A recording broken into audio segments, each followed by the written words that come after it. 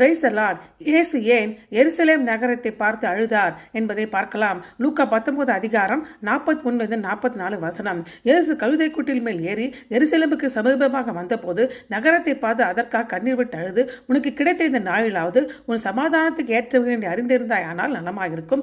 இப்பொழுது அவைகள் உன் கண்களுக்கு மறைவாயிருக்கிறது. உன்னை சந்திக்கும் காலத்தை நீ அறியாமல் போனபடியால் உன் சத்துருக்கள் உன்னை சூழ மதிலிட்டு உன்னை வளைத்துக் கொண்டு உன்னிடத்தில் உன் கல்லின் மேல் ஒரு கல் இராதபடி செய்யும் நாட்கள் உனக்கு வரும் என்றாரு. இயேசு எருசலேமை நெருங்கும் போது நகரத்தின் ஆவிக்குரிய கூட்டாட்டத்தனம் மற்றும் வரவிருக்கும் நாட்களில் எருசலேம் முற்றுகையிடப்படுவதையும் அதன் ஜனங்கள் துன்பப்படுவதையும் அந்த நகரம் முழுமையாக அழிக்கப்படுவதையும் அவர் முன்னறிவித்தாரு. அதன் காரணமாக ஆழ்ந்த துக்கத்தின் காரணமாக அழுதாரு.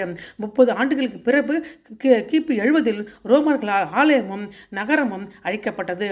நாம் தம்ம எருசலேம் உண்மையான சமாதானத்தை கொண்டு வந்த மெசியாவாக அங்கீகரிக்காததால் இயேசு துக்கப்பட்டாரு. சமாதான நாள் இறுதியாக வந்துவிட்டது. ஆனால் சமாதானம் என்ற அர்த்தமுள்ள பெயரை கொண்ட நகரம் அதை அங்கீகரிக்க தவறிவிட்டது. தேவன் தாமே இயேசுவின் வடிவில் அவர்களிடம் வந்தாரு. ஆனால் அவர்கள் அவரை நிராகரித்தார்கள். ஜனங்கள் அவரை நிராகரித்தாலும் இயேசுவின் கண்ணீர் அவருடைய இரக்கத்தை காட்டுகிறது. எருசலேமை போல நாம் நம்முடைய வாழ்க்கையில் கவனச்சிதறல், பெருமை, துன்பம் அல்லது பயத்தில் சிக்கிக்கொண்டு தேவன் அருகில் இருக்கும் தருணங்களை அடையாளம் காண முடியாமல் போகலாம்.